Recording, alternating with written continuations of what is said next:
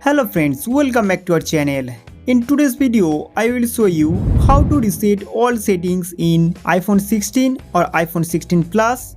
If you change any settings by mistake on your iPhone, or if you face any technical problem, then you can reset the all iPhone settings without losing any data from your phone.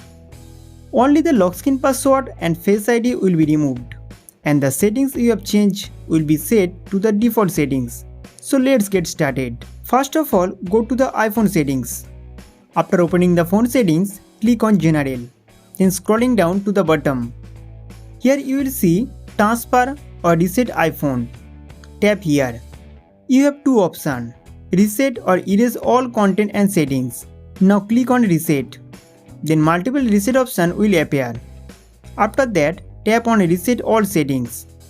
Now enter the lock screen passcode. Now click on Reset all settings. No data or media will be deleted. Again click on Reset all settings and confirm. Then your iPhone will turn off and start again. Guys, in this way you can solve your problem by just resetting the settings without losing any data on your iPhone. I hope this video will be helpful for you. So don't forget to like this video and subscribe to our channel for more updates.